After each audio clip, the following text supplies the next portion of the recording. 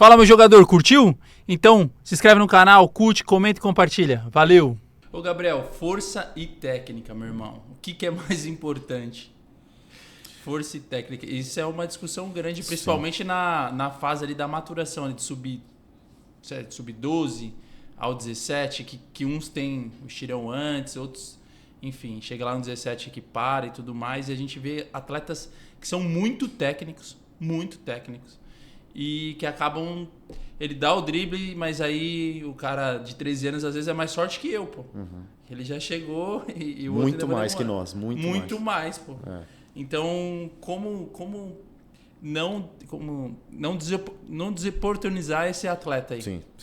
O técnico. Cara, assim, se você perguntar pra mim o que eu prefiro o jogador técnico. Né?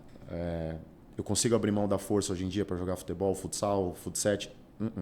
Não dá. Não. Então, e assim, o lado bom de nós termos tanta ciência envolvida no futebol hoje é que qualquer praticante consegue buscar, né? Um aporte nutricional, um aporte de treino, para que também consiga se desenvolver. Sobre os aspectos maturacionais, é preciso que as pessoas que trabalham com isso tenham, com isso digo futebol, formação, tenham clareza de quem é o ser humano que está na sua frente. Então, por exemplo, vale a pena investir no Manuel, esse menino técnico que tem 13 anos, está jogando no Sub-13, mas que tem tanta diferença de maturação, principalmente nessa categoria, e ele não está conseguindo ter desempenho, ter produto das ações dele agora? A gente percebe nele intenções que lá na frente vão fazê-lo ter vantagem? Se sim, então está claro para mim, é só ter paciência. Né? Oportunizar contextos em que ele consiga se desenvolver. E assim, eu não penso que, por exemplo, numa sessão de treino, vale a pena colocar o menino mais mirradinho, digamos assim, só contra os mais mirradinhos. A gente jogava bola na rua contra os de 16, 17, tendo 11, 12. E a gente dava um jeito de se virar. Isso também ensina. Né? Então, ele precisa ser oportunizado de diversas maneiras. Agora, de novo, né? Sabendo separar quando se há um ambiente de pressão ou não, busca por resultado ou não. Porque aí, obviamente, o cara que tem menos força em determinados momentos da carreira, e da formação principalmente, ele vai ter mais dificuldade. Eu acredito que essas categorias aí são as que mais enfatizam a força, né? Quem tem mais força se destaca, né, Gabriel? É que tem muita disparidade aí, né? Dos 12 aos 16 anos ali, principalmente. Você vê, cara, assim, a transição da categoria sub-15 para 17 talvez seja uma das mais difíceis, né?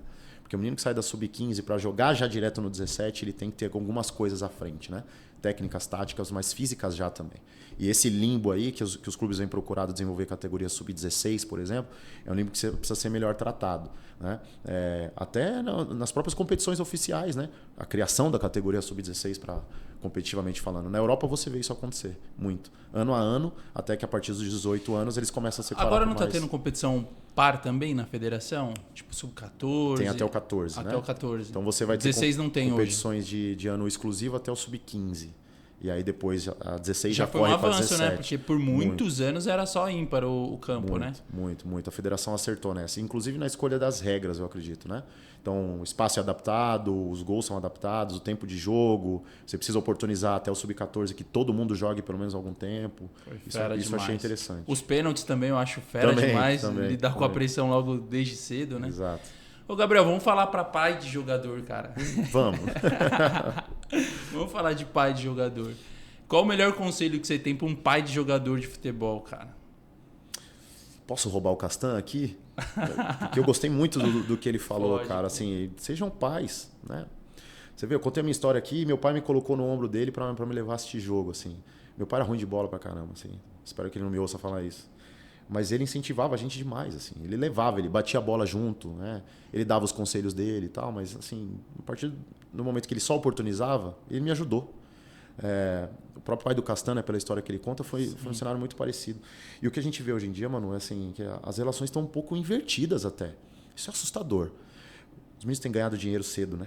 O menino que está em clube, está disputando as principais competições, ele já, em muitos casos, ele é provedor da família. E tudo bem, porque a gente entende a realidade socioeconômica do nosso país. O que não pode acontecer é a inversão dos papéis, né? Ele não é o pai da família porque ele é o provedor. E nessa relação invertida a gente vê muitos comportamentos sendo deturpados. Né? Isso é um lado da questão. Agora, a conduta do pai que, de novo, que impulsiona, que oportuniza, que leva nos jogos, que dá espaço, que recebe a frustração e que sabe ao momento de dar o conselho, eu acho que isso é essencial. Agora, o que a gente mais vê em arquibancada por aí, e aí eu vou falar aos meus colegas pais diretamente, assim, você não é o treinador, embora alguns vão abrir a porta, Você não é o atleta ou a atleta. Então, entenda a sua posição de pai, né? De estar na arquibancada incentivando, apoiando seu filho. O adversário do outro lado não é um inimigo, não é alguém que mereça ódio, que precisa ser agredido, precisa ter a cabeça pisada. O árbitro, menos ainda. Né? Eles estão ali, são falíveis também, eles vão tomar as decisões deles e muitas vezes não vai ser de acordo com aquilo que a gente acharia que seja o melhor, que fosse o melhor, mas eles fazem parte do contexto e muitas vezes a gente cria essa distância na relação. E aí você vê comportamentos absurdos acontecendo na idade adulta, né? Agressão, desrespeito, falas aqui e dali. O próprio menino tendo comportamento, a menina, né? Tendo um comportamento muito arredio em relação às regras, às condutas, aos valores. E isso tem causado um distanciamento muito sério, assim, né? Problemas de abandono de carreira, problemas emocionais. E isso, eu não acho que é só porque as coisas estão sendo divulgadas agora que a gente está falando que o número aumentou. Eu acho que isso já existia, mas eu vejo esse número aumentar significativamente agora. Né? E no comportamento das famílias está muito dessas respostas também. Não exclusivamente, mas está também. Ô, Gabriel, aí, se você está precisando de transplante capilar, você não precisa mais pesquisar. Dr. Vlásios Marangos, que eu devolvi o meu topete aqui e é patrocinador do canal. Fechou? Curte, comenta, compartilha e boa resenha.